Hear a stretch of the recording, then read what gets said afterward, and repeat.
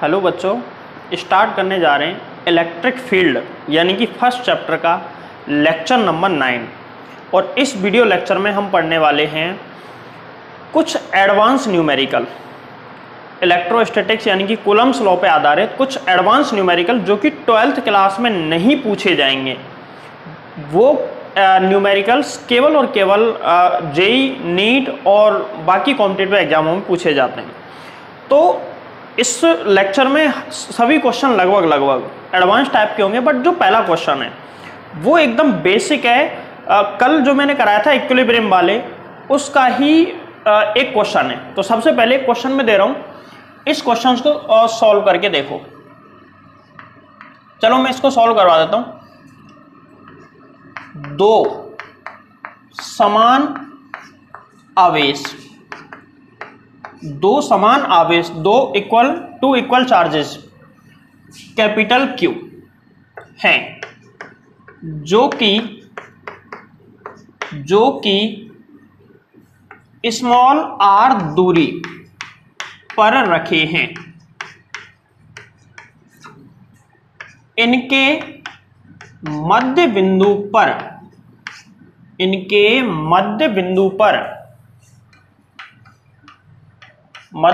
पर कोई अन्य आवेश स्मॉल क्यू इस प्रकार रखा है कि संपूर्ण निकाय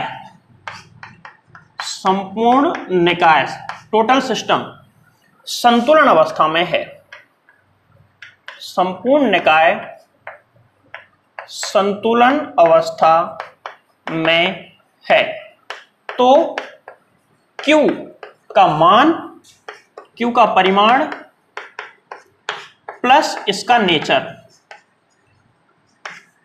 हमको फाइंड करना है। मतलब ये पता लगाना है कि स्मॉल q का मान कितना होगा और उसके साथ साथ में ये पॉजिटिव होगा या नेगेटिव, ये भी हमको पता लगाना है। तो देखो सवाल ऐसे है कि दो चार्ज हैं, एक तो है कैपिटल Q और दूसरा चार्ज भी है कैपिटल Q। इन दोनों के मिड पॉइंट पे एक स्मॉल q चार्ज रखा है। टोटल लेंथ r है तो हाफ लेंथ r/2 और इधर भी कितनी r/2 हो गई। अब वो कह रहा है कि यह संपूर्ण निकाय संतुलन अवस्था में है। संपूर्ण निकाय संतुलन का मतलब क्या होता है? संतुलन मतलब जो चार्ज संतुलन में होता है या फिर इक्विलिब्रियम में होता है उस पर नेट फोर्स 0 होता है। यहां पे 3 चार्ज हैं, 1 2 3, और तीनों चार्ज से मिलकर एक सिस्टम बन रहा है। मतलब इस सिस्टम का प्रत्येक चार्ज इक्विलिब्रियम में है, मतलब उस पर नेट फोर्स 0 आएगा, ऐसा सवाल में कहा गया है। अब सुनो, बीच वाला जो है वो तो इक्विलिब्रियम में होगा ही होगा, क्योंकि हमने पूरा टॉपिक ही पढ़ा है इसके पीछे। क्योंकि सेम चार्जेस के बीच में कोई भी चार्ज रखोगे जस्ट बीच में तो वो हमेशा इक्विलिब्रियम में रहेगा, ऐसा हमने टॉपिक पढ़ा है। हम क्या करेंगे, इस पर नेट फोर्स निकालेंगे। इस पर तो 0 आएगा, हम इस पर निकालेंगे नेट फोर्स और उसी में से हमको स्मॉल q का मान पता चलेगा। तो देखो इस वाले पे कौन कौन फोर्स लगाएंगे, कैपिटल Q लगाएगा और स्मॉल q लगाएगा। तो कैपिटल Q जो फोर्स लगाएगा वो इधर लगेगा, इसको मैं F1 नाम दे देता हूं। और स्मॉल q फोर्स किधर लगाएगा? अब तुम सोचो, इस पर नेट फोर्स 0 लाना है। नेट फोर्स 0 कब आ सकता है? जब इस पे एक फोर्स अगर इधर लग रहा है तो दूसरा इक्वल फोर्स इधर लगना चाहिए, दोनों एक दूसरे को बैलेंस कर देंगे और टोटल क्या आ जाएगा? 0। बोलो हाँ या ना। जब F2 इधर लगे, इसकी वजह से जो फोर्स है इस पर वो तो इधर लगेगा, क्योंकि तो सेम चार्ज है तो प्रतिकर्षण होगा, प्रतिकर्षण यानी रिपल्सन उधर जाएगा।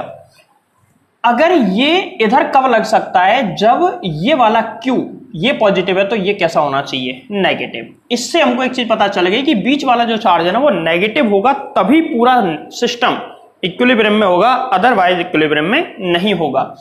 तो इसको मैं मान लेता हूं F2। तो यहां कैपिटल Q पर F नेट बराबर कितना?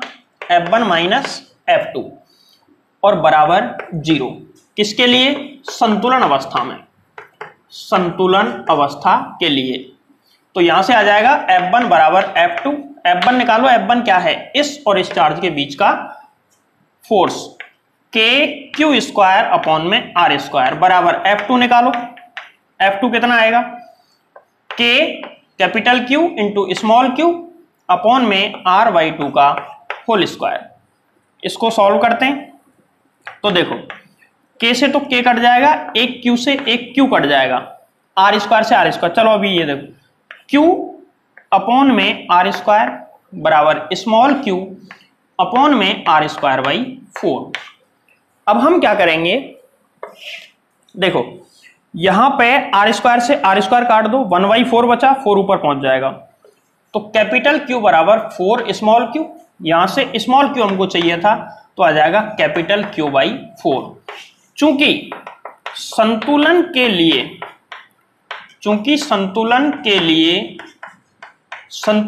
लिए स्मॉल q बराबर माइनस कैपिटल Q बाई 4। ये संतुलन अवस्था में तभी होगा पूरा सिस्टम जब स्मॉल q नेगेटिव हो, इसलिए माइनस का चिन्ह ले लिया। ये इसका आंसर है, देख लो एक बार, उतार लो इसको जल्दी से। अब हम आते हैं टाइप 4 टाइप के न्यूमेरिकल कैसे हो सकते हैं, और वो है लामी थ्योरम, लामी प्रमेय। लामी को LAMI लामीज बोल सकते हैं, लामीज थ्योरम पर आधारित क्वेश्चंस। लामी थ्योरम पे आधारित कुछ क्वेश्चन भी हम यहाँ पे पढ़ेंगे। तो देखो लामी थ्योरम पे आधारित क्वेश्चन में सबसे पहले हमको ये पता होना चाहिए कि लामी थ्योरम होती क्या है।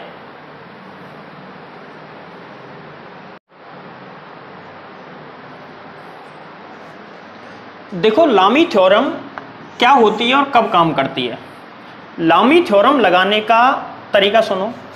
लामी थ्योरम कब लगेगी, जब किसी बिंदु पर 3 बल क्रियाशील हों, जब किसी बिंदु पर 3 बल क्रियाशील हों तथा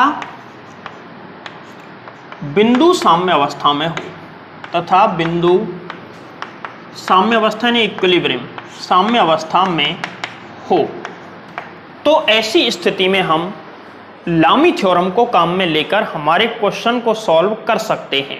तो लामी थ्योरम क्या होती है, जब किसी बिंदु पर 3 बल क्रियाशील हों तथा बिंदु साम्य अवस्था में हो तो हम लामी थ्योरम काम में ले सकते हैं।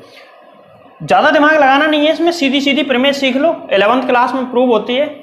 देखो मान के चलो किसी पॉइंट पर 3 फोर्स लग रहे हैं, ऐसे ये 3 फोर्स लग रहे हैं। ये फोर्स है माना कि F1, ये फोर्स है माना कि F2 और ये फोर्स है माना कि F3। F1 के सामने वाला एंगल है अल्फा, F2 के सामने वाला एंगल है माना कि बीटा और F3 के सामने वाला एंगल है गामा। अब लामी थ्योरम क्या होती है, इस पॉइंट पर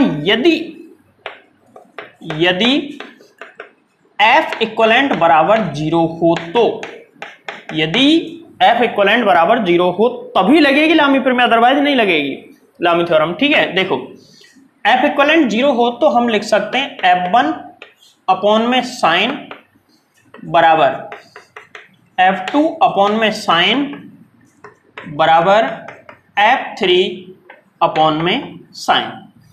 अब साइन के पीछे एंगल लगाना है तो F1 के नीचे जो एंगल है साइन में एंगल आएगा F1 के सामने वाला अल्फा, F2 के लिए कौन आएगा F2 के सामने वाला बीटा और F3 के लिए आएगा गामा। ये लामी थ्योरम है, लामी थ्योरम का फॉर्मूला है।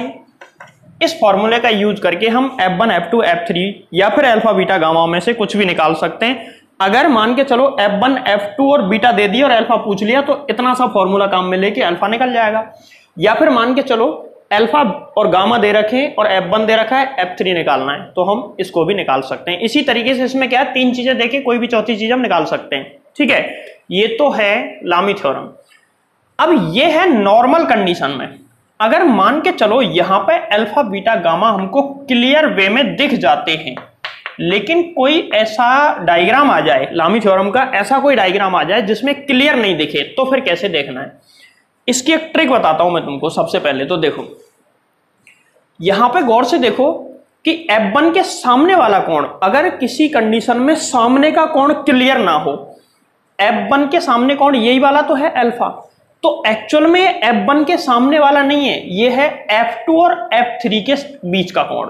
ठीक है, अगर मान के चलो F1 के सामने का कोण क्लियर ना दिखे, तो F2 और F3 के बीच का कोण देख लो, वही अल्फा होगा। समझ गए बात को? अगर मान के चलो F2 के सामने का कोण हमको क्लियर नहीं दिख रहा, पता ही नहीं चल रहा F2 के सामने का कोण कितना है, तो उसका तरीका क्या है? F2 को छोड़ दो और बाकी दो जो बल हैं उनके बीच का कोण देख लो, वो कितना है? बीटा। जैसे एक डायग्राम से बताता हूं मैं तुमको, एक डायग्राम बना देता हूं। किसी पॉइंट पर 3 फोर्स लग रहे हैं ऐसी डायरेक्शन में, माना कि एक इधर है, दूसरा इधर है और तीसरा इधर है, और माना कि ये है F1, ये है F2 और ये है F3। ये वाला एंगल दे दिया अल्फा और ये वाला एंगल दे दिया बीटा, और इस पर नेट फोर्स 0 किसी कंडीशन में, हालांकि जनरली ऐसा होगा नहीं, पर किसी कंडीशन में दे दिया तुमको, तो फंस जाओगे तुम। तो सबसे पहले लामी थ्योरम का स्टेटमेंट कैसे बने, क्या फॉर्मूला बनेगा? सबसे पहले अपना बेसिक काम करो। F1 अपॉन में साइन बराबर F2 अपॉन में साइन बराबर F3 अपॉन में साइन। पहले तो फॉर्मूले का बेसिक फॉर्म हमने लिख लिया। अब हमको एंगल चाहिए, F1 के सामने का कोण चाहिए, तो ये F1 इसके सामने, कहां कोई कोण दिख ही नहीं रहा हमको, तो अब इनको आगे बढ़ाओ पीछे करो। इससे बढ़िया तरीका बताता हूं मैं कि F1 के सामने का कोण चाहिए ना, तो F2 और F3, F1 को छोड़ के जो दो बल बचे उनके बीच का कोण देख लो, वो कितना है? बीटा। तो F1 के सामने का कोण कितना आया यहां पे? बीटा। अब एक काम करो, F2 के लिए कोण देखो, F2 के सामने का, तो F2 के सामने का कोण देखेंगे तो F2 को छोड़ के जो शेष दो बल है उनके बीच का कोण कितना है? F1 और F3 के बीच का कोण अल्फा प्लस बीटा, तो यहां पे आएगा अल्फा प्लस बीटा। इसमें आ जाओ, F3 के सामने का कोण चाहिए, F3 को छोड़ दो, बाकी दोनों के बीच का कोण देखो कितना? अल्फा। तो अब लामी थ्योरम इस तरीके से लगेगी। तो इस तरीके से जब भी तुमको कोई डायग्राम दे उसके हिसाब से तुम लगा सकते हो। तो बोलो लामी थ्योरम लगाना समझ में आया या नहीं आया? कंडीशन याद रखना, लामी थ्योरम तभी काम करेगी जब तीनों बल, केवल 3 बल हो और तीनों बलों का इक्विवेलेंट 0 हो, मतलब रिजल्टेंट 0 हो, तो ऐसी कंडीशन में ही लामी थ्योरम हमें लगानी है। बोलो क्लियर है यहां तक? अब इसके कुछ बेसिक क्वेश्चन में तुमको कराता हूं, 2 न्यूमेरिकल इसके सॉल्व करवाऊंगा। देखो न्यूमेरिकल नंबर 1, देखो सवाल तुमको बोर्ड पे दिख गया होगा। दिए गए चित्र में निकाय संतुलन अवस्था में है, तो दोनों आवेशों एवं रस्सी में तनाव की गणना करो। दोनों इन पर आवेश कितना है और रस्सी में कितना तनाव उत्पन्न हो रहा है, ये हमको निकालना है। देखो समझो पहले तो डायग्राम को पहले अच्छे से समझो। यहां पर 2 रस्सियों से 2 चार्ज लटकाए, एक क्वेश्चन पहले भी करवाया मैंने ऐसा। 2 रस्सियों पे 2 आवेश लटकाए, दोनों पे सेम चार्ज है Q और Q।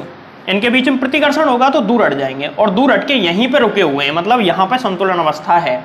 मतलब ना तो यहाँ पे छोड़, जैसे ही हम इनको लटका के छोड़ेंगे यहाँ पे आके रुक जाएंगे, मतलब संतुलन, सीमांत संतुलन की अवस्था इसको कहा जाता है। अब देखो सबसे पहले तो हम क्या करेंगे, 30 डिग्री कोण पे रुके हुए हैं, तो देखो कोई एक आवेश ले लो, दोनों पे सेम बल वगैरह लगेंगे। हम यहां पे एक सीधी लाइन बनाते हैं, सीधी लाइन बना दी। ये 30 डिग्री है, तो ये देखो जेड शेप दिख गया होगा, तो ये वाला एंगल भी कितना होगा? 30 डिग्री। और रस्सी में टेंशन T, रस्सी में जो तनाव है वो कितना है? T। नीचे की साइड में इसका द्रव्यमान है m, तो नीचे की साइड में फोर्स होगा ग्रेविटेशनल फोर्स mg, और इनके बीच में सेम चार्जों के बीच में प्रतिकर्षण, तो बल लगेगा ऐसे। विद्युत बल इस पे इधर लगेगा Fe, विद्युत बल Fe इधर लगेगा। Fe इलेक्ट्रिक फोर्स के लिए लगा रहा हूं, लगाना चाहो तो लगा ले, नहीं रहने देना, F लिख देना। और F बराबर कितना होगा? देखो ये L है, तो ये वाली जो लेंथ है ना, वो यहां से यहां तक कितनी होगी? L sine theta. और ये वाली लेंथ भी कितनी होगी, L sin थीटा। अब L sin थीटा का मान निकाल लो, L कितना है 2 sin 30, sin 30 मतलब sin 30 का मान 1/2, 2 से 1 कटेगा, 1 मीटर आएगा ये। अब तुम सॉल्व कर लेना ये कैसे आया, 1 मीटर, तो ये वाला भी 1 मीटर। ये दिया नहीं है सवाल में, ध्यान रखना, ये हमने निकाला है। ये ट्राइंगल लिया जिसकी ये वाली लेंथ 2 मीटर, ये वाला एंगल 30, तो sin थीटा लगा दो, sin थीटा लंब बटे कर्ण, और जो भी सॉल्व करके आ जाएगा 1 मीटर। ठीक है, तो ये वापस बता रहा हूं, ये दिया नहीं है, ये हमने निकाला है, 1 मीटर आ गया। अब फोर्स निकालेंगे तो फोर्स लगेगा इन दोनों के बीच में। F बराबर कितना आएगा, चलो अभी मैं F लिख देता हूं, यहां F का मान निकाल लो। यहां F बराबर कितना बोलो, K Q स्क्वायर अपॉन में R का मान 1 और 1 2, टोटल दोनों चार्जों के बीच में 2 का स्क्वायर 2 मीटर है, तो ये आ जाएगा K Q स्क्वायर बाई 4। ये हमने फोर्स निकाल लिया, इतने न्यूटन।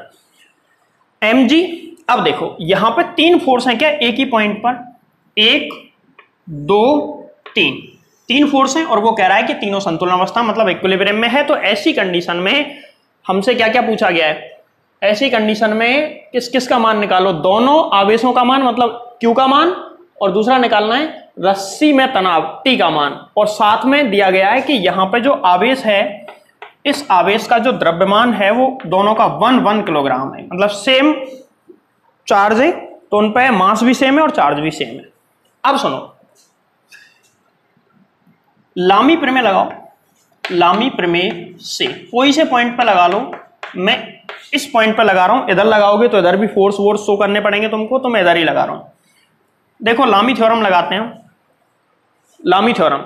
अच्छा मुझे बताओ, ये वाला 30 डिग्री एंगल है, तो ये कितना बचा, 60 डिग्री, सही बात है, और बाकी ये तीनों 90 90 90।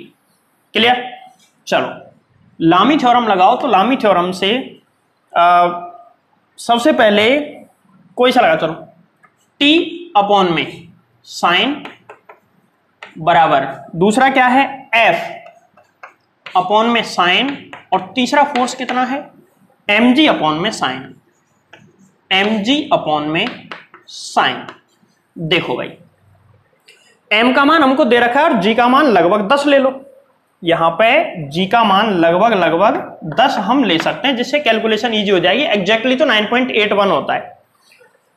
अब t के सामने वाला कौन चाहिए हमको, t के सामने वाला कौन, साइन के नीचे लिखने के लिए t ये रहा, इसके सामने का कौन चाहिए, तो इन दोनों के बीच में होगा, इन दोनों के बीच में कितना डिग्री, 90 डिग्री। अब f के सामने का चाहिए, f के सामने का ये मतलब f इधर लग रहा है, तो ये इसके सामने वाला ये एंगल हो गया, मतलब दोनों के बीच में, तो 90 तो ये और 60 ये 150 हो गया, साइन 150 डिग्री। अब हमको चाहिए mg के सामने का कोण, ये mg, तो शेष दो के बीच में देख लो, शेष दो ये रहे 90 + 30 120, 120 डिग्री।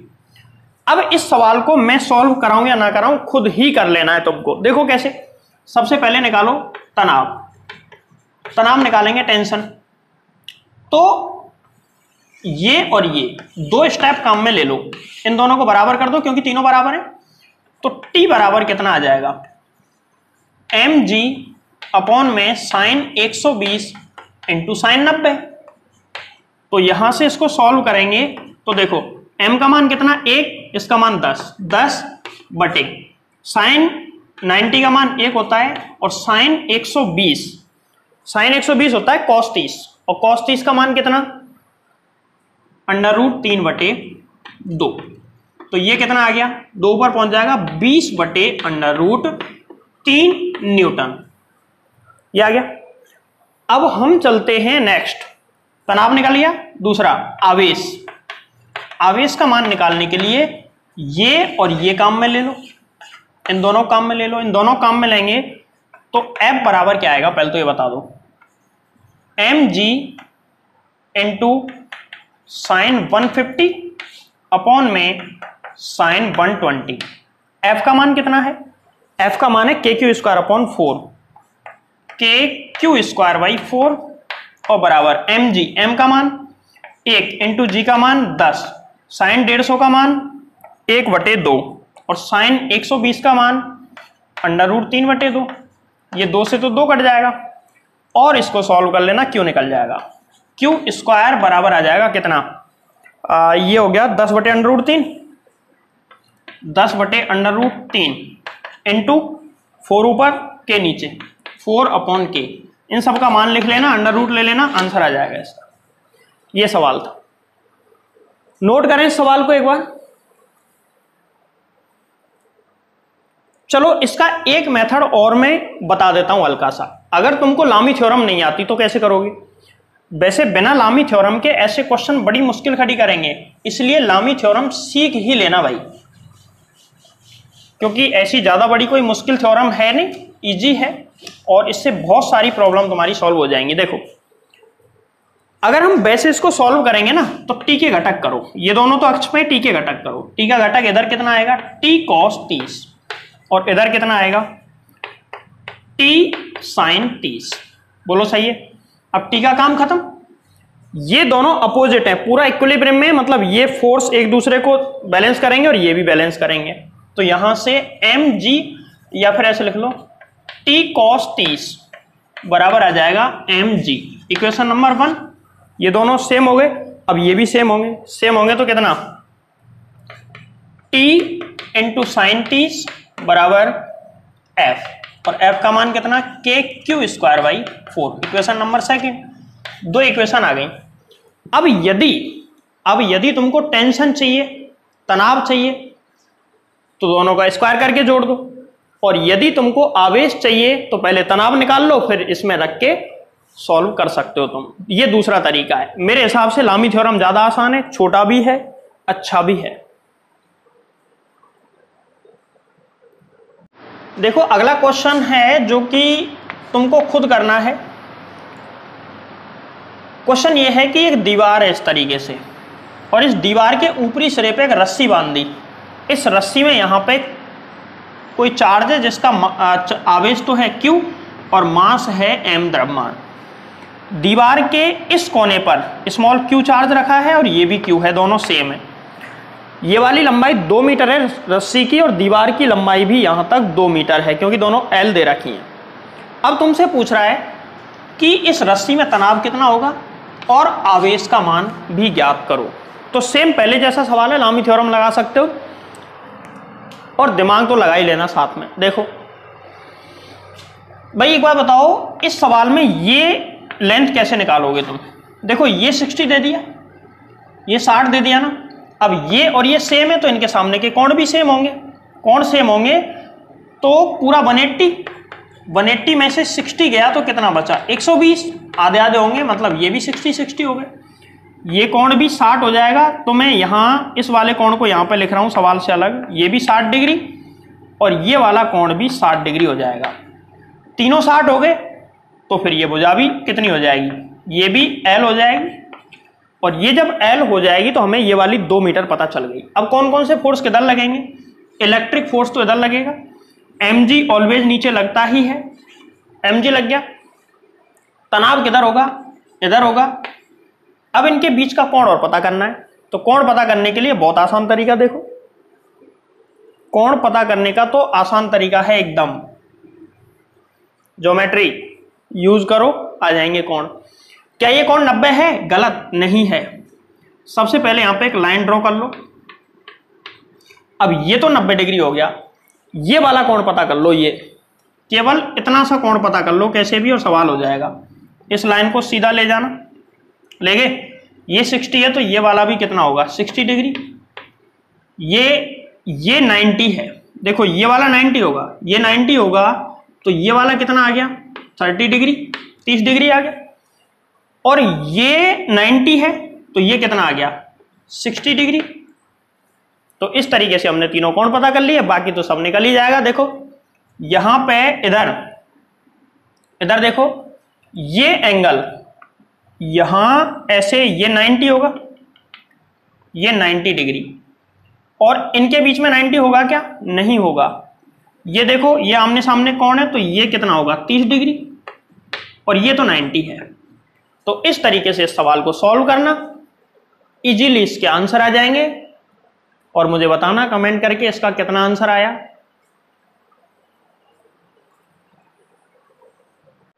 अगला क्वेश्चन पढ़े, एडवांस टाइप का क्वेश्चन है, जिसको सिर्फ 12th से मतलब है वो इसको छोड़ देना, और जिसको ये है कि भाई थोड़ा सा एडवांस पढ़ लें तो क्या कोई बुराई वाली बात नहीं है, वो पढ़ लेना। देखो, एक समान रूप से आवेशित छड़ का रेखीय आवेश घनत्व लैम्बडा है, तो Q पर छड़ द्वारा बल की गणना करो।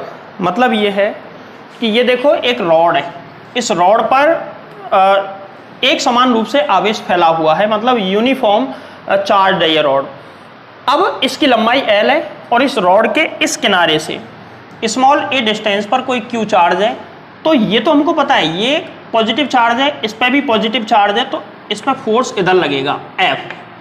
लेकिन हमको ये नहीं पता कि एग्जैक्ट ये कितना होगा। अब देखना, कई विद्वान दिमाग लगाएंगे, अच्छा इसका सेंटर यहां पर है, तो सेंटर से डिस्टेंस हो गई a + L/2 और इसका चार्ज निकाल लेंगे और इनटू कूलॉम का नियम, और ये हो गया गलत। ध्यान रखें, हम इस छड़ के टोटल चार्ज को इस जगह पे नहीं मान सकते। क्यों नहीं मान सकते? 11th में हमने पढ़ा द्रव्यमान केंद्र, जहां किसी बॉडी का टोटल मास एक जगह पे माना जा सकता है, उसको द्रव्यमान केंद्र बोलते हैं। लेकिन ध्यान रखना, आवेश केंद्र नाम की कोई चीज होती ही नहीं है, सेंटर ऑफ मास होता है, सेंटर ऑफ चार्ज नाम की कोई चीज इस दुनिया में नहीं होती। अब कैसे करें इस सवाल को? इस सवाल को करने से पहले एक चीज तुमको समझनी पड़ेगी, हालांकि ये अगले चैप्टर में आएगी, लेकिन अभी मैं काम पड़ा है सवाल में तो बता देता हूं। ये लैम्बडा क्या है? आवेश घनत्व। आवेश घनत्व का मतलब है कि ये जो रॉड है ना, इसकी यूनिट लेंथ में, मतलब एकांक लंबाई में इतना चार्ज है लैम्बडा। तो चूंकि अगर छड़ पे कुल आवेश निकालना हो, चूंकि एकांक लंबाई में चार्ज कितना है लैम्बडा, इसीलिए L लंबाई में चार्ज, लैम्बडा इंटू L बराबर कैपिटल Q। ये टोटल चार्ज है, कैपिटल Q बराबर लैम्बडा इंटू स्मॉल l, ये टोटल चार्ज है इसके ऊपर। अब देखो, इस सवाल को करने के लिए हमको कैलकुलस काम में लेनी पड़ेगी, समाकलन काम में लेना पड़ेगा। ये इसका सेंटर है, यहां से इसकी ये वाली लेंथ L/2 हो जाएगी, तो इसको मैं आधी आधी कर देता हूं दोनों साइड में, इधर भी L/2 और इधर वाला हिस्सा भी L/2। ठीक है। अब अगर हम एक अल्पांश मान लें, यहां पे एक अल्पांश है जिसकी लंबाई है माना कि dx, और इस अल्पांश से इस चार्ज की डिस्टेंस है x, ऐसा मैंने मान लिया। ठीक है। अब मुझे एक बात बताओ, यहां से टोटल चार्ज कैपिटल Q बराबर क्या? लैम्बडा L, तो लैम्बडा बराबर क्या? Capital Q upon L। सही है। अगर यहां पे छोटा सा टुकड़ा है, पूरी पे तो कैपिटल Q चार्ज है, लेकिन हमने छोटा सा टुकड़ा लिया है, छोटा सा अल्पांश लिया है, तो इस पे चार्ज भी अल्प ही होगा। अल्पांश तो चार्ज भी अल्प, तो इस पे चार्ज मान लेते हैं, माना कि dq चार्ज है इसके ऊपर। कितना चार्ज है? dq। जैसे यहां से देखो, लैम्बडा Q बराबर, कैपिटल Q बराबर क्या होता है? लैम्बडा इंटू L, अतः dq बराबर हो जाएगा लैम्बडा इंटू लंबाई कितनी है? dl। इक्वेशन नंबर फर्स्ट, इस चीज को यहां पे लिख दिया। अब देखो, ये अल्प सा आवेश है, बहुत कम नेग्लिजिबल सा आवेश है, इस आवेश की वजह से इस पे फोर्स ज्यादा लगेगा या कम? तो F ना लग के dF फोर्स इस पे लगाएगा। ये कितना फोर्स लगाएगा? dF। ठीक है। तो हम निकालते हैं अल्पांश के कारण, अल्पांश मतलब ये जो छोटा सा अल्पांश है, ये dl, अल्पांश के कारण Q पर बल, अल्पांश के कारण Q पे बल निकालो, तो वो आएगा dF बराबर, फॉर्मूला होता है K Q1 की जगह तो dQ, और Q2 की जगह Q अपॉन में डिस्टेंस, इस जगह से इसकी डिस्टेंस कितनी है? x square. बोलो क्लियर है बात? यहां पे इक्वेशन फर्स्ट से dq की वैल्यू लिखो, तो dF बराबर कितना आ जाएगा? KQ, इस Q को मैं पहले ले रहा हूं, लैम्बडा डॉट dx है ये, सॉरी यहां पे dx आएगा क्योंकि इसकी चौड़ाई dx है, तो dx अपॉन में x स्क्वायर। ठीक है। ये तो आ गया इस अल्पांश से हिस्से की वजह से इस पे चार्ज, हमको अल्पांश की वजह से निकालना है, पूरी रॉड की वजह से टोटल फोर्स निकालना है, पूरी रॉड की वजह से। तो समाकलन कर दो। समाकलन करने पर जब हम इसका इंटीग्रेशन करेंगे तो इंटीग्रेशन करने पे क्या आएगा, देखो इंटीग्रेशन df बराबर integration k q lambda dot dx upon में x स्क्वायर। लेकिन ध्यान रखना इसकी लंबाई सीमित है या अनंत है, सीमित है। तो हमको यह पता लगाना है कि फोर्स कहां से कहां तक की रॉड लगाएगी।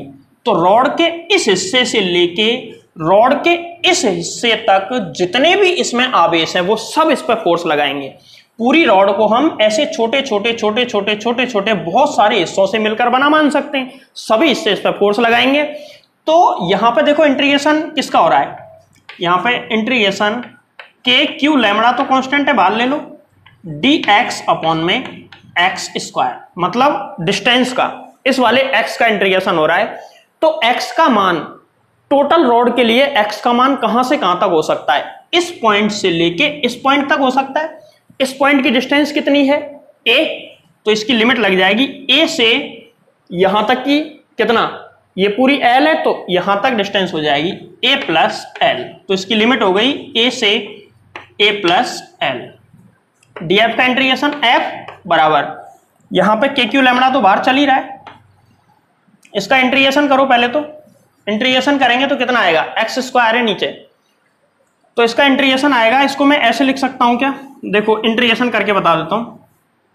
इंटीग्रेशन a से a प्लस एल, इसकी लिमिट x की पावर -2 डॉट dx, ऐसे लिख सकता हूं। जब ऐसे लिख सकता हूं तो k क्यू लैम्बडा और यहां पे इसका इंटीग्रेशन करो, देखो कितना आएगा, इंटीग्रेशन आ जाएगा x की पावर -2 प्लस 1 अपॉन में -2 प्लस 1, ऐसे करते हैं इंटीग्रेशन, 11th में सीखा होगा। लिमिट a से a प्लस एल, ठीक है। f बराबर k क्यू लैम्बडा और यहां पे क्या आ जाएगा -1 अपॉन x, a से a प्लस एल, ठीक है। -1 अपॉन एक्स कैसे आया, देखो ये तो -1 बचा, यहां पे x की पावर -1 नीचे आके 1 अपॉन एक्स हो जाएगा। f बराबर माइनस को बाहर ले लो, माइनस के Q lambda, upper limit minus lower limit, upper limit लगाओ पहले तो 1 अपॉन a प्लस एल और -1 अपॉन a, x की जगह पे पहले तो ये लिखेंगे और माइनस ये लिखेंगे। अब माइनस को अंदर गुणा कर दो, माइनस को अंदर गुणा करेंगे तो क्या आ जाएगा, के क्यू लैम्बडा और ब्रैकेट में 1 upon a -1 upon a plus L, ये इसका जवाब है। टोटल फोर्स इतना लगेगा इस चार्ज पर ड्यू टू रॉड, इस रॉड की वजह से टोटल इतना फोर्स इस चार्ज पर लगेगा। तो ये एडवांस टाइप का सवाल था, इसको पढ़ लें। अगर किसी बच्चे को पहले तो कोशिश करो सीख जाओ, नहीं सीख पाओ तो ज्यादा कोशिश मत करना। अगले सवाल पे चलते हैं। देखो एडवांस टाइप का दूसरा सवाल है और सवाल ये है, पहले सवाल एक बार ढंग से समझ लो इसको। किसी घर्षण रहित समतल में Q1 स्थिर है, मतलब Q1 गति नहीं करेगा, ये स्थिर है। Q2 को अभी पकड़ रखा है, Q2 को पकड़ रखा है। जैसे ही मैं Q2 को छोड़ूंगा, ये दोनों R1 दूरी पर है अभी, तो जैसे ही Q2 को छोड़ूंगा तो सेम चार्ज है, रिपल्सन होगा, प्रतिकर्षण, और प्रतिकर्षण की वजह से ये उधर भागेगा। उधर भाग के जब ये R2 दूरी पे यहां पहुंच जाएगा तो उस समय इसका वेग कितना होगा ये हमको निकालना है। तो सवाल को एक बार वीडियो पॉज करके लिखें पहले, तो फिर समझने की कोशिश करेंगे सवाल कहना क्या चाह रहा है। ये स्थिर है, स्टार्टिंग में इसको यहां पकड़ लिया R1 दूरी पे, जैसे इसको छोड़ा ये भाग गया उधर। जब ये R2 दूरी पे होगा तो उस समय इसका वेग कितना होगा ये हमको निकालना है। तो देखो जब ये यहां से चलेगा यहां तक पहुंचेगा तो बीच में कोई स्थिति ले लेते हैं, माना कि बीच में यहां से गति करता हुआ Q2 यहां पर पहुंच गया और इसकी जो डिस्टेंस है ना वो यहां से x है, इसकी यहां से डिस्टेंस, वही समाकलन से होने वाले हैं सब सवाल, तो ऐसे में x ले लो। ये डिस्टेंस कितनी है, माना कि x, तो ये यहां पर था, यहां पे पहुंचा, फिर यहां हमको वेग निकालना है। तो देखो x दूरी पर x दूरी पर q2 पर बल, q2 पर बल, x दूरी पर q2 पर बल कितना, F बराबर कितना, k q1 into q2 upon में x स्क्वायर, इतना ही आएगा। अब मुझे एक बात बताओ, यहां पे ये जो डिस्टेंस है ना x, ये कांस्टेंट है या लगातार बदल रही है? r1 r2 कांस्टेंट है, लेकिन x कांस्टेंट नहीं है। x का मान यहां से लेके इसके बीच में कुछ होगा, और जो कि लगातार बदल रहा होगा। जब ये आगे बढ़ेगा तो ये भी लगातार बदलेगा, और लगातार बदलेगा तो सीधी सी बात है, फिर समाकलन से हल होने वाला है सवाल। देखो ये वेरिएबल है, तो हम क्या करते हैं, ये वेरिएबल है जिसका मान इतना आ रहा है, इसको डाल दिया हमने इक्वेशन नंबर 1। अब हम जानते हैं चूंकि यदि Q2 आवेश का द्रव्यमान मास, यदि Q2 चार्ज का मास m हो तो F बराबर हम लिख सकते हैं ma। ए क्या है, एक्सेलरेशन यानी कि त्वरण, तो यहां पे ma लिखो, ma बराबर आ जाएगा k q1 q2 upon x square. अगर हम एक्सेलरेशन निकालो तुम तो a बराबर क्या, k q1 q2 अपॉन में mx स्क्वायर। बोलो क्लियर है बात, त्वरण आ गया। अब त्वरण को क्या मैं ऐसे लिख सकता हूं, dv अपॉन में dt बराबर, एक ही जगह पे मैं क्या लिख सकता हूं, dv upon dt differential form में, तो यहां पे आ जाएगा k q1 q2 अपॉन में x स्क्वायर। अब यहां पे वेग निकालना है तो t गायब होना चाहिए, और इधर t का कोई फंक्शन है नहीं, t का फलन नहीं है इधर, लेकिन x का फलन है, तो इंटीग्रेशन लास्ट में x का होगा। तो हमें t हटाना है और इसकी जगह x लेके आना है, तो हटेगा, ऐसे डायरेक्ट तो हटा नहीं सकते कि इसको हटा दिया x लिख दिया। हम क्या करते हैं, dv अपॉन में dt, और इसमें गुणा भाग कर देते हैं dx इंटू dx का, बराबर में क्या चल रहा है, k q1 q2 अपॉन में x स्क्वायर, गुणा कर दिया। क्या मैं इसको ऐसे लिख सकता हूं, dv अपॉन में dx, मतलब इस dx को इसके नीचे ले आता हूं और dt को इसके नीचे, और dx अपॉन में dt बराबर k q1 q2 अपॉन में x स्क्वायर। बोलो सही है। अब देखो यहां पे इसको मैं क्या लिख सकता हूं, वेलोसिटी dx अपॉन dt, और ये dv अपॉन dx है, तो इसकी जगह पे तो मैं लिख रहा हूं v इंटू dv अपॉन में dx बराबर k q1 q2 अपॉन में x स्क्वायर। तो देखो टाइम का फंक्शन गायब हो गया, x का फंक्शन आ गया। अब इसको उधर ले जाओ, इधर हो जाएगा v डॉट dv बराबर कितना, यहां पे देखो कितना आएगा, यहां पे आ जाएगा k q1 q2 अपॉन में x स्क्वायर डॉट dx। बस हो गया सवाल। इंटीग्रेशन कर दो दोनों तरफ इंटीग्रेशन करो, जैसे दोनों तरफ इंटीग्रेशन करोगे आंसर आ जाएगा। तो समाकलन करने पर निश्चित समाकलन है भैया, क्योंकि r1 से r2 तक जा रहा है, वो अनिश्चित दूरी पे नहीं जा रहा है कहीं भी, तो इंटीग्रेशन करेंगे तो यहां पे आ जाएगा v डॉट dv बराबर, इधर integration k q1 q2 upon में x square dot dx। Limit बताओ, ये वेलोसिटी हमको कब निकालनी है, जब वो r1 से चल के r2 तक पहुंचे। बोलो हाँ या ना। तो वेलोसिटी किस किस पॉइंट के बीच की है, r1 से r2, तो लिमिट लग जाएगी, क्योंकि x का मान कहां से कहां तक होना चाहिए, x तो बीच में है, x का मान यहां से यहां तक के लिए वेलोसिटी पूछ रहा है, तो लिमिट हो जाएगी r1 से r2, ये इसकी लिमिट है। इसको सॉल्व करो, सबसे पहले इसका इंटीग्रेशन कितना होगा, v स्क्वायर बाई 2 बराबर, उधर k q1 q2 कांस्टेंट है, बाहर ले लो, इंटीग्रेशन में क्या बचा, dx अपॉन में x स्क्वायर लिमिट r1 से r2, और ये मैंने अभी सॉल्व करवाया था, v स्क्वायर बाई 2 बराबर k q1 q2, इसका आएगा -1 अपॉन x, इसमें से इस माइनस को मैं बाहर ले लेता हूं, और यहां लिमिट r1 से r2, v स्क्वायर बाई 2 बराबर कितना आ जाएगा, माइनस के Q1 इंटू Q2, यहां पर लिमिट लगाएंगे, upper limit minus lower limit 1/R2 minus 1/R1। अब देखो V चाहिए था हमको, तो V बराबर, अब पहले 2 को ऊपर लेके जाओ और पूरा का पूरा अंडर रूट में आ जाएगा ये, तो 2 इंटू के Q1 इंटू Q2 और माइनस को अंदर गुणा करेंगे तो 1/R1 माइनस 1/R2। ये इसका आंसर है। इतनी वेलोसिटी होगी जब वो R2 डिस्टेंस पर होगा। तो ये सवाल भी अच्छा था, इसको एक बार नोट कर लें, फिर अगले सवाल की तरफ चलते हैं।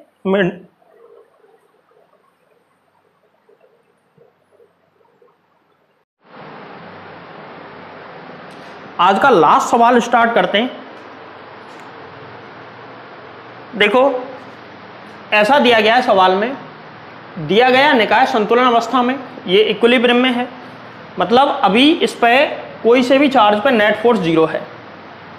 यदि आवेशों के मध्य कोण को 53 कर दें, अभी 45 है 53 कर दें और इनको छोड़ दें तो किस त्वरण से नीचे की ओर गिरेंगे। देखो अभी ये ऐसे है, अब यदि मैं इनको और पकड़ के दूर ले जाऊं और फिर छोड़ूं तो वापस नीचे आएंगे, और नीचे आएंगे तो किस त्वरण से नीचे आएंगे, यही तो पूछ रहा है वो।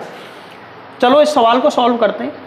देखो इन रस्सियों की लंबाई उसने दे रखी है L, रस्सियों की लंबाई L है, तो अगर ये 45 है तो ये वाली लेंथ L/√2, ये लेंथ L/√2।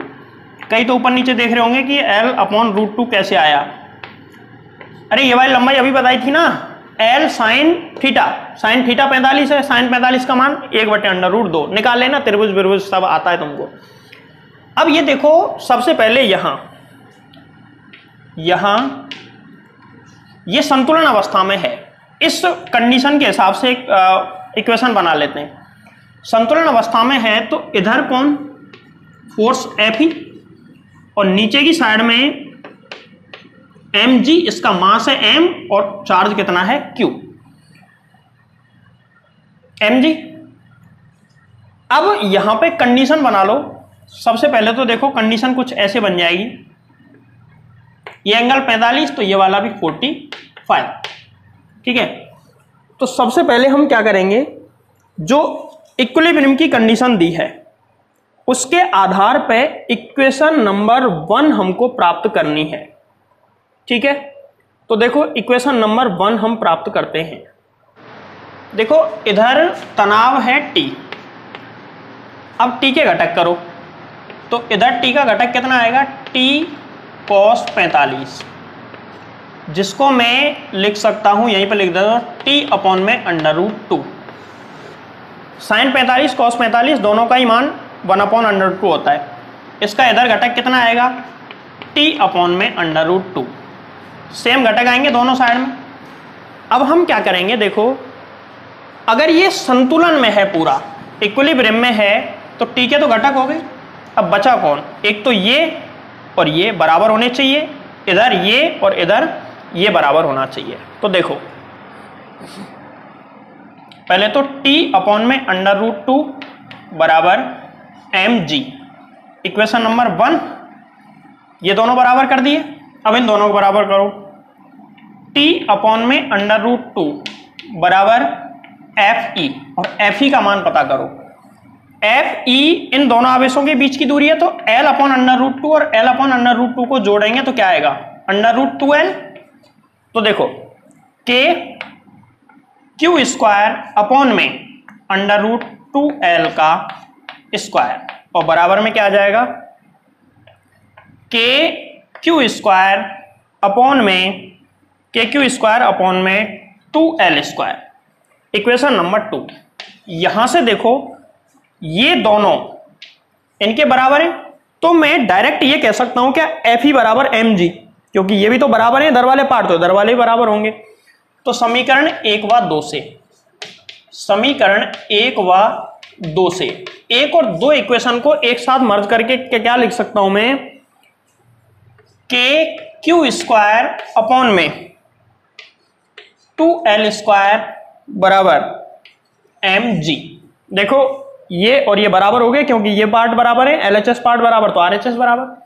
यहां से मैं KQ² अपॉन L² बराबर 2mg लिख सकता हूं। इसका आगे काम पड़ेगा कि साहब तुमको कैसे पता, तुमको पता नहीं चलेगा, मुझे पता है, ठीक है। अब जैसे आगे काम पड़ेगा तो पता चल जाएगा तुमको भी। अब वो सेकंड स्टेप में क्या कह रहा है कि अब इनके बीच का कोण 53 डिग्री कर देते हैं, 53 कर दो। तो जब इसको छोड़ने पर ये वापस आएगा तो कितने त्वरण से वापस आएगा, ध्यान रखना। वेग निकालना मुश्किल होता है, त्वरण निकालना नहीं, क्योंकि बल निकाल लो, F बराबर ma हो जाएगा। अब की बार इस डायग्राम को बहुत अच्छे से समझना भाई। एक चार्ज ऐसे, अब की बार एंगल हो चुका है 53 डिग्री, और दूसरा चार्ज ऐसे, ये वाला एंगल भी 53। तुमको बता दूं जानकारी के लिए, साइन 53 की वैल्यू होती है 4/5 और कॉस 53 की वैल्यू होती है 3/5। ये मान आगे काम पड़ेगा, इसलिए मैं पहले लिख दिया हूं। चलो, अब इनकी जो लेंथ है ना वो तो कितनी है, L और L, तो ये लेंथ कितनी आ गई, L into sine theta. Sine theta कितना, 4/5, तो ये आ गई 4L/5, और इधर वाली भी सेम 4L/5। टोटल कितनी हो गई, 8L/5। अब यहां पे देखते हैं कौन कौन से फोर्स लगेंगे। इधर तो कौन लगेगा, F, नीचे की साइड कौन, नीचे की साइड होगा mg, और इसको मैं ऊपर बढ़ा लेता हूं। इधर वाला एंगल 53, बोलो हाँ या ना, जेड शेप बन रहा है, और जेड शेप बन रहा है तो ये वाला एंगल भी कितना, 53 डिग्री। अब देखो 53 आ गया।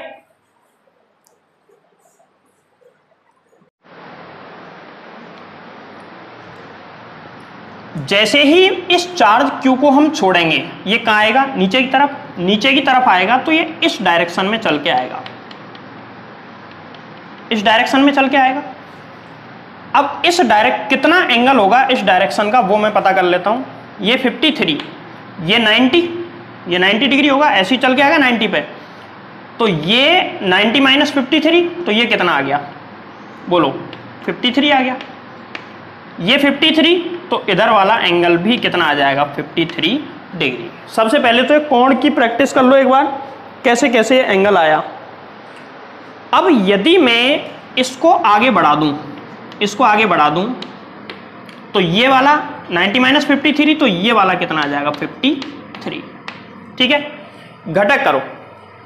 घटक किसके करने हमको, Fe के घटक करो। इस लाइन पे फोर्स लेके आना है, क्योंकि इस लाइन के थ्रू ही वो गति करेगा, तो फोर्स भी इसी पे चाहिए। Fe का इधर घटक आएगा Fe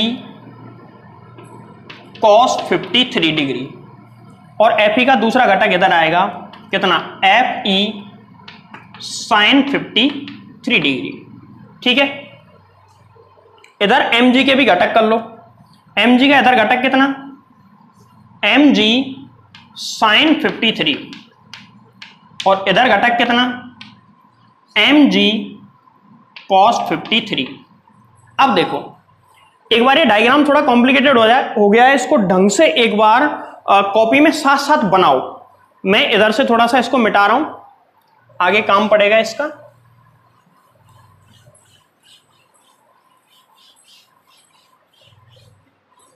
देखो बना लिया ना वो डायग्राम। इसमें से काम की चीजें रखूंगा, बाकी चीजें इसमें से मिटा रहा हूं जिससे कि कुछ समझ में आए। देखो Fe के घटक हो गए तो इसको मैं हटा देता हूं, Fe हट गया। mg के घटक हो गए तो इसको भी मैं हटा देता हूं, हटा दिया। ऊपर है तनाव T, ऊपर होगी टेंशन T।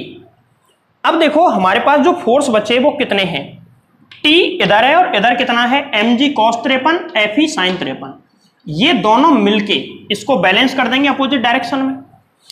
कैसे पता चला बैलेंस कर देंगे, भाई मुझे एक बात बताओ, रस्सी टूट के तो नहीं गिरेगी ना, और रस्सी जब टूट के नहीं गिर रही इसका मतलब ऊपर की ओर और नीचे की ओर बल बराबर है, तभी तो रस्सी नहीं टूट रही। नीचे की ओर ज्यादा होता तो टूट जाती, और ऊपर की ओर ज्यादा होता तो ऊपर चली जाती।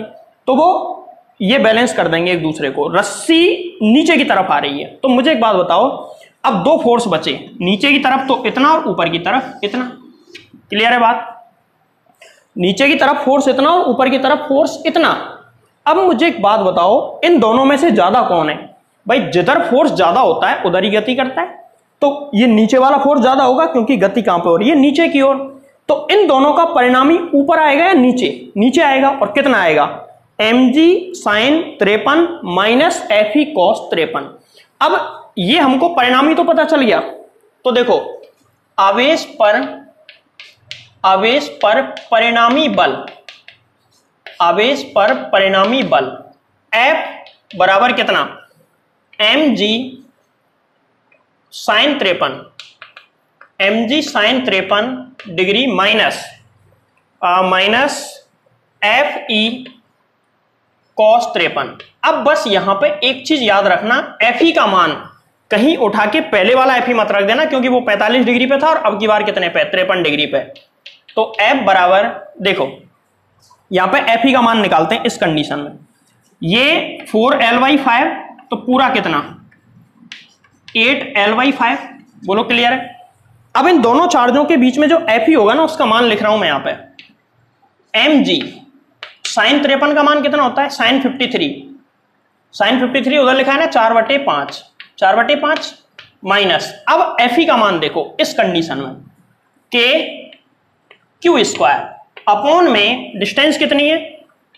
8L/5 का होल स्क्वायर और इनटू cos 53, और cos 53 का मान 3/5। ठीक है? F बराबर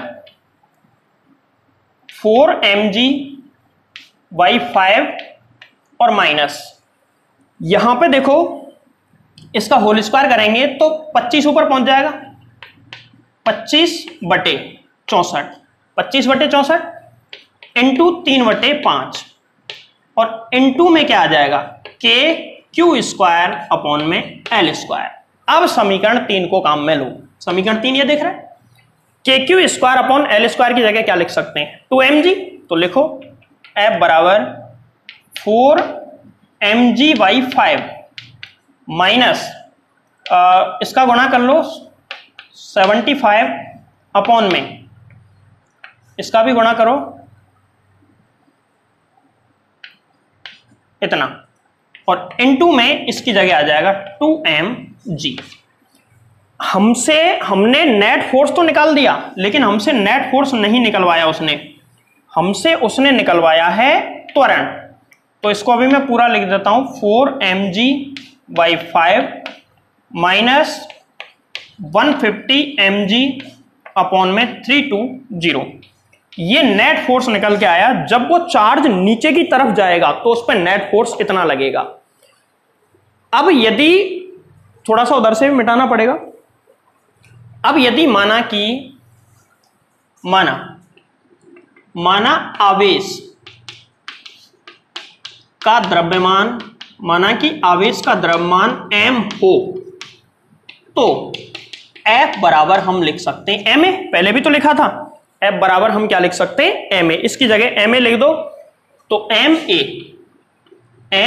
बराबर कितना आ जाएगा? 4mg/5 माइनस 150 mg अपॉन में 320। m से m कट गया तो क्या बचा? a बराबर 4/5 माइनस 150 अपॉन में 320 इंटू g। इसको सॉल्व कर लो। a बराबर एलसीएम ले लेना यार, a बराबर इतना आ गया। अब सवाल को एक बार वापस पढ़ो।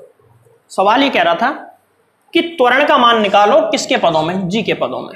तो जब वो चार्ज नीचे की तरफ आएगा ना, तो उसका एक्सेलरेशन यानी कि त्वरण इतना होगा।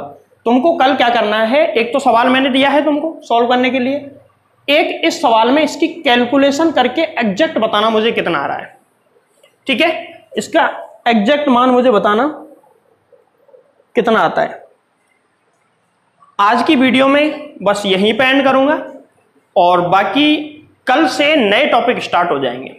ठीक है? आज मैंने कुछ एडवांस न्यूमेरिकल करा दिए।